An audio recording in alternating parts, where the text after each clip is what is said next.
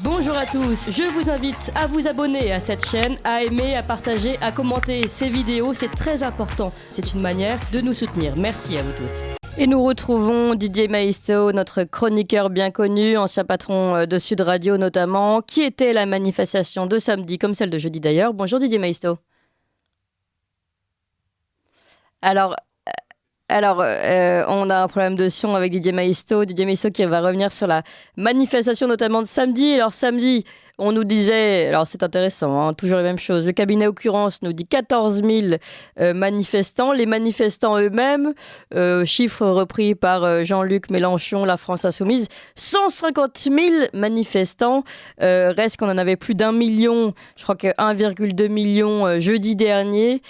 Beaucoup de monde pour battre le pavé contre cette réforme des retraites. Un nouveau rendez-vous a été donné pour le 31 janvier. Nouveau rendez-vous à l'appel de tous les syndicats qui sont pour une fois réunis, l'intersyndicale. Et on parle de cela avec Didier Maisto. Didier Maisto qui était sur place aux manifestations de jeudi, de samedi et j'imagine qu'il sera sur place le 31. Bonjour Didier Maisto.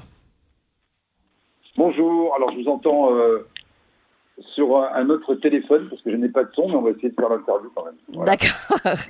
D'accord. Alors non mais je sais pas, nous on vous entend un petit peu de loin également. On voulait avoir un retour tout simplement, vous qui avez battu le pavé jeudi et samedi, des ambiances, des choses vues et entendues sur place, sur le terrain, parce que c'est avant tout cela le journalisme.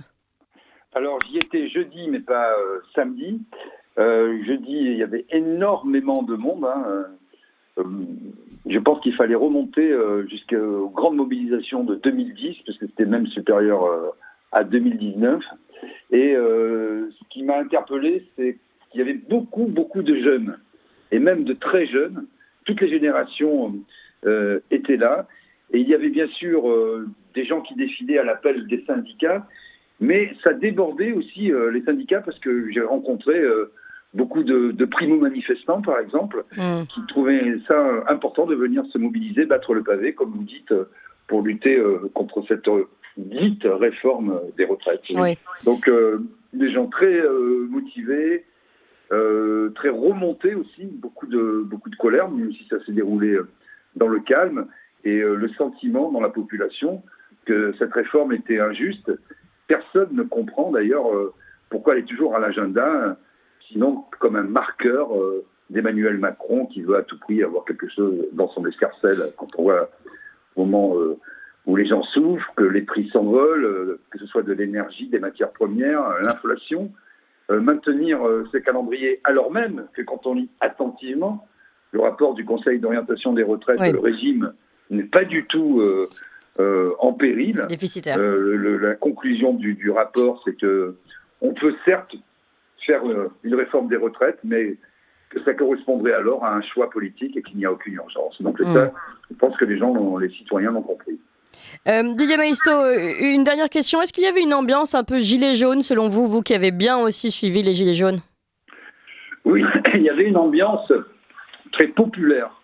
Si je dois trouver un point commun avec les gilets jaunes, c'est celle-ci. Alors évidemment, c'était beaucoup plus organisé, puisque toutes les organisations syndicales étaient là, y compris la CGC, la CGE, CFC, CGE, tous les syndicats catégoriels, la CGT, la CFDT, tous les syndicats étaient là à l'UNSA.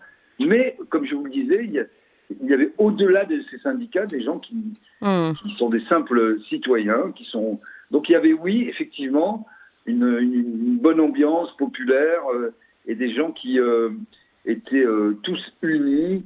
Vraiment, le totem, c'est contre Macron, parce que tout le monde ressent, je pense, dans la population, cette violence qui est faite au peuple, qu'elle soit économique, qu'elle soit verbale. Ça aussi, je l'ai beaucoup entendu d'ailleurs, au-delà des mesures qui sont prévues, le fait que Emmanuel Macron, alors que c'est une règle non écrite mais tacite observée par nombre de ses prédécesseurs, lorsqu'il est à l'étranger, n'a de cesse que de taper sur le peuple français. Oui. Ça agace beaucoup nos concitoyens.